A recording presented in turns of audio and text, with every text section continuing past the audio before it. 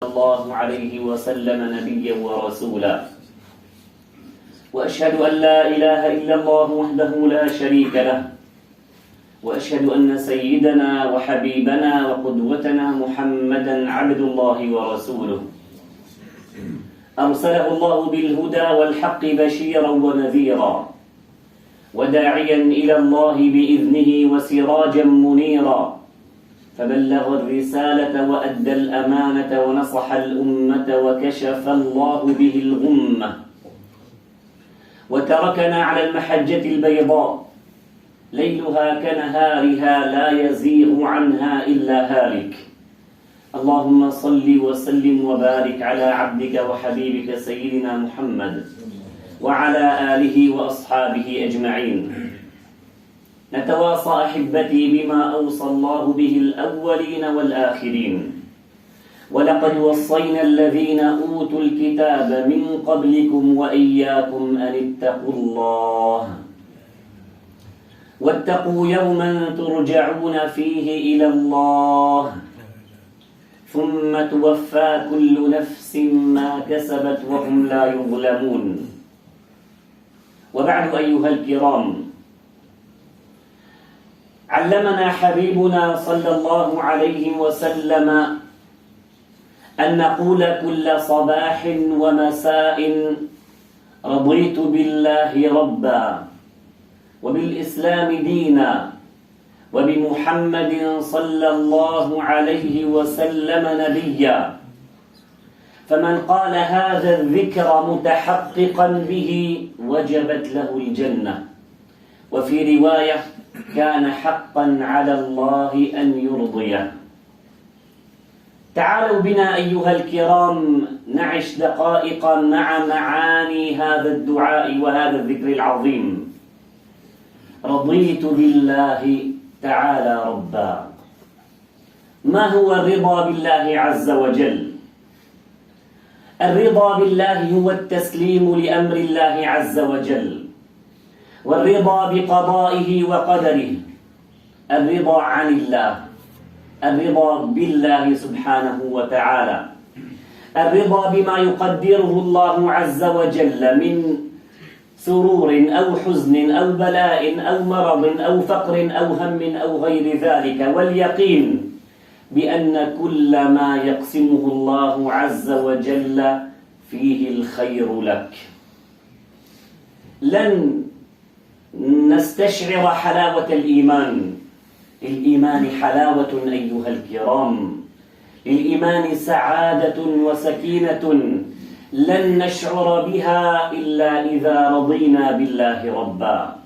لذلك قال عليه الصلاة والسلام: ذاق طعم الإيمان.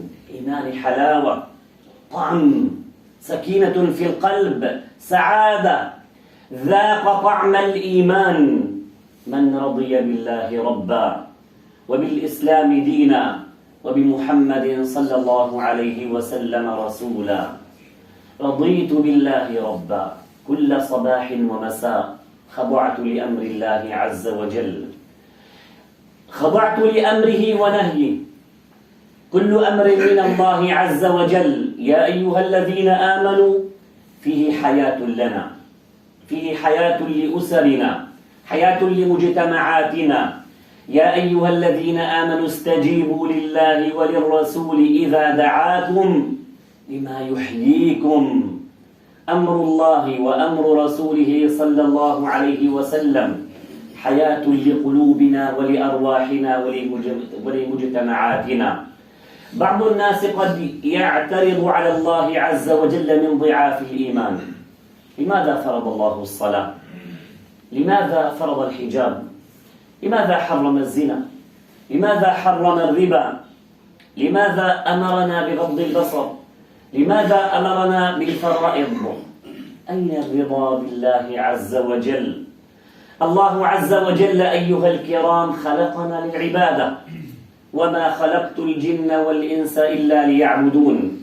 أفحسبتم أنما خلقناكم عبثا وأنكم إلينا لا ترجعون؟ خلقنا لحكمة، ليبلونا أينا أحسن عملا عند الله عز وجل. ليمنحنا غدا إن أحسنا ورضينا بالله ربا وبالإسلام دينا وبمحمد صلى الله عليه وسلم نبيا، ليمنحنا غدا رضوانه وجنته سبحانه وتعالى، فرضينا بالله ربا. رضيت بالله تعالى ربا وبالإسلام دينا، رضيت بهذا الدين، أعتز بهذا الدين. أعظم نعمة أيها الكرام أكرمنا الله عز وجل بها أننا مسلمون. أعظم نعمة أننا مسلمون، اعتزازنا بهذا الدين، فيه نجاتنا، فيه عزتنا، هو ذخرنا، فيه فوزنا، فيه فلاحنا.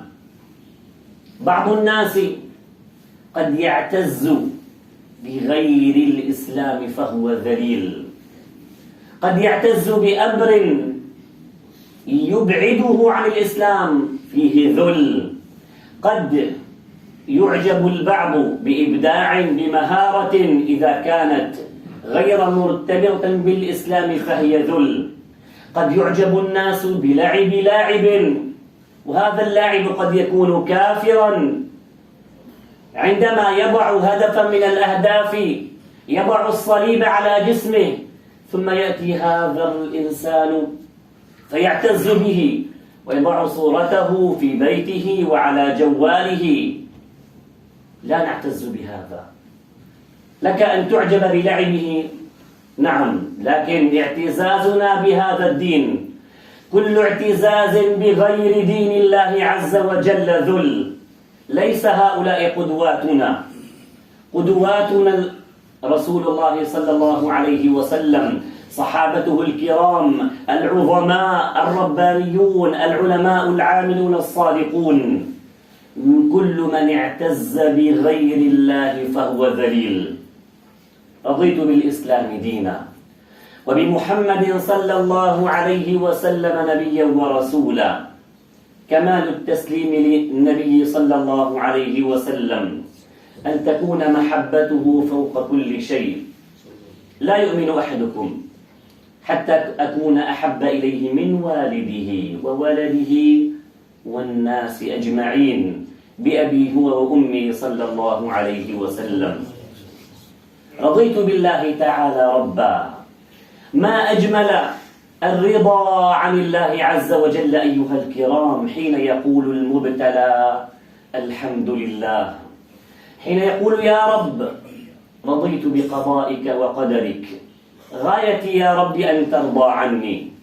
عندما رجع النبي صلى الله عليه وسلم من الطائف وكان في بداية الدعوة يدعو الناس إلى الإسلام، لكنه لقي الأذى من أهل الطائف، رجع وهو يدعو وكان من دعائه أن قال إن لم يكن بك غضب علي فلا أبالي، المهم أن ترضى عني يا رب. حال المؤمن أيها الكرام عندما تصيبه أي مصيبة أن يقول ما أمره الله عز وجل، كما أخبرنا النبي صلى الله عليه وسلم: ما من مسلم تصيبه مصيبة فيقول ما أمره الله، إنا لله وإنا إليه راجعون، اللهم أجرني في مصيبتي واخلفني خيرا، إلا أخلف الله له خيرا منها. لماذا يقول هذا؟ هذا هو معنى الرضا بالله عز وجل. إنا لله وإنا إليه راجعون، رضيت بالله تعالى ربا. يقول النبي صلى الله عليه وسلم: إن الله إذا أحب قوما ابتلاهم، فمن رضي فله الرضا. إذا رضي بقضاء الله عز وجل كتب له الله أجر الرضا، ومن سخط اعترض على الله وتشكى واعترض، ومن سخط فله السخط. هكذا يفهم المؤمن أيها الكرام حال العبودية لله عز وجل، وهكذا يفهم معنى القضاء والقدر، وهكذا يفهم معنى الابتلاء من الله عز وجل، وهكذا يفهم معنى قوله عز وجل: ما أصاب من مصيبة إلا بإذن الله، ومن يؤمن بالله يهد قلبه. يقول سيدنا عبد الله بن عون: لن يصيب العبد حقيقة الرضا حتى يكون رضاه عند الفقر كرضاه عند الغنى. الرضا أيها الكرام بما قسم الله لك أيضا من الرزق، الرضا والقناعة سعادة كبيرة. من رضي بما قسم الله عز وجل له وقنع كان من أغنى الناس. لذلك يقول النبي صلى الله عليه وسلم: ارض بما قسم الله لك تكن أغنى الناس. أنت أغنى الناس إذا سلمت أمرك لله عز وجل ورضيت بما قدره الله عز وجل لك وعليك، ورضيت بما قسمه الله عز وجل لك. أيها الكرام، الأرزاق مقسومة، لن تموت نفس حتى تستوفي رزقها. الأمراض مقدرة، الغنى مقدر، الفقر مقدر. العبد يسعى ويعمل. هناك من العباد من لا يصلحه إلا الفقر، لو أغناه الله عز وجل ربما لفسد دينه. هناك من العباد من لا يصلحه إلا الغنى، لو أفقره الله عز وجل لفسد دينه. هناك من العباد من يمنع الله عنه نعمة لحكمة يعلمها هو سبحانه وتعالى. ربما لو أعطى الله العبد هذه النعمة لتغير حاله، لكن هذا لمصلحة العبد. والله عز وجل عندما يعطي العبد نعمة أو نقمة سراء أو ضراء كل ذلك اختبار من الله. ونبلوكم بالشر والخير فتنة وإلينا ترجعون. والنبي صلى الله عليه وسلم يقول: إن الله قسم بينكم أخلاقكم كما قسم بينكم أرزاقكم، وإن الله يعطي المال لمن أحب ولمن لا يحب، ولا يعطي الإيمان إلا لمن يحب. يعطي المال للمؤمن والكافر، لكن الغنى الحقيقي الإيمان لا يعطيه إلا لمن يحب. إن كنت فقيرا فهناك الكثير من الناس من هو أفقر منك. إن كنت مريضا فهناك الكثير من هو أشد منك مرضا. فسل الله العافية لك ولهم ولجميع المسلمين، ولنحمد الله عز وجل على نعمه. إن كنت تشعر بالهم أو الضيق أو اليأس فهناك مئات الحالات يعيشون هما واكتئابا، والكثير منهم لبعدهم عن الله عز وجل. المؤمن أيها الكرام إذا كان مع الله عز وجل قد يصيبه الهم، قد يصيبه الغم، لكن يعلم المؤمن أن هذا الهم الذي يصيبه يكفر الله عز وجل به من خطاياه. فالمؤمن له قدر عند الله عز وجل على كل حال. إن أصابه هم أو غم أو تعب أو مرض أو ابتلاء حتى الشوكة يشاكها يكفر الله عز وجل بها من خطاياه. وهذا معنى من المعاني الذي يجعل العبد راضيا عن الله عز وجل فيقول: يا رب رضيت بالله ربا. الراضي عن الله عز وجل أيها الكرام يستشعر أنه عبد لله، يستشعر حقيقة عبوديته وانتمائه لهذا الدين. الراضي عن الله يشعر أنه أغنى الناس، لا أحد أغنى منه، معتز بالله، واثق بالله، متوكل على الله. إذا أراد أمرا قال يا رب، وعنده يقين أن الله سيستجيب دعاءه، فهو غني بالله عز وجل، فقير إلى الله سبحانه وتعالى. كن عن همومك معرضا، وكل الأمور إلى القضاء وأبشر بخير عاجل تنسى به ما قد مضى، فلرب أمر مسخط لك في عواقبه الرضا، ولربما ضاق المضيق ولربما اتسع الفضا. الله يفعل ما يشاء فلا تكن معترضا. الله عودك الجميل فقس على ما قد مضى. اللهم رضنا بقضائك وقدرك يا أكرم الأكرمين. رضيت بالله ربا وبالإسلام دينا وبسيدنا محمد صلى الله عليه وسلم نبيا رسولا. أقول ما سمعتم وأستغفر الله لي ولكم فاستغفروه يغفر لكم.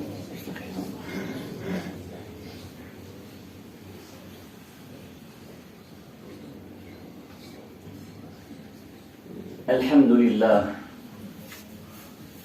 الحمد لله، ولا معز ولا مذل ولا رافع ولا خافض في هذا الكون إلا الله. وأشهد أن لا إله إلا الله وحده لا شريك له، وأشهد أن سيدنا وحبيبنا وقدوتنا محمدا عبد الله ورسوله. اللهم صل وسلم وبارك على عبدك وحبيبك سيدنا محمد وعلى آله وأصحابه أجمعين. تواصى أحبتي بتقوى الله عز وجل والثبات على طاعته، أن نراقب الله في أقوالنا وأفعالنا في سرنا وجهرنا. إن الله كان عليكم رقيبا، ما يلفظ من قول إلا لديه رقيب عتيد. أتواصى في هذا اليوم الأغر بالإكثار من الصلاة والسلام على الحبيب المصطفى صلى الله عليه وسلم، فهي من أعظم أسباب تفريج الكروب ومغفرة الذنوب. اللهم صل وسلم وبارك على عبدك وحبيبك سيدنا محمد وعلى آله وأصحابه أجمعين يا ذا الجلال والإكرام، يا ذا الطول والإنعام. نسألك فرجا قريبا لأهل الشدائد والكربات من أمة حبيبك المصطفى صلى الله عليه وسلم. اللهم نظرة رحمة وفرج وإغاثة إلى أمة حبيبك محمد صلى الله عليه وسلم. اجعلنا أهلا لذلك يا رب العالمين. اللهم أدخل السرور على قلوب وبيوت المسلمين في مشارق الأرض ومغاربها. أغن منهم كل فقير. اللهم اقض الدين عن كل مدين. اللهم أعط كل محتاج. اللهم وسع على كل مقل. اللهم تقبل شهداءنا وداوي جرحانا وفك أسرانا. اللهم اشف مرضانا وعاف مبتلانا. اللهم هيئ لهذه الأمة أمر رشد يعز فيه أهل الطاعة والإيمان، وتنتقم فيه من أهل الظلم والطغيان، وتتوب فيه على أهل الذنوب والعصيان. يا ربنا تولنا وأهلينا وأزواجنا وأولادنا وذرياتنا جميعا بما تتولى به عبادك الصالحين، واحفظنا جميعا من بين أيدينا ومن خلفنا وعن أيماننا وعن شمائلنا ومن فوقنا، ونعوذ بعظمتك أن نغتال من تحتنا. اللهم آمنا في بيوتنا وأوطاننا وديارنا، وآمن المسلمين في أوطانهم يا رب العالمين. واجعل هذا البلد آمنا مطمئنا سخاء رخاء وسائر بلاد المسلمين. اللهم أعط كل واحد منا سؤله فيما يرضيك من خير الدنيا والآخرة. صل وسلم وبارك على عبدك وحبيبك سيدنا محمد وعلى آله وأصحابه أجمعين. سبحان ربك رب العزة عما يصفون، وسلام على المرسلين، والحمد لله رب العالمين.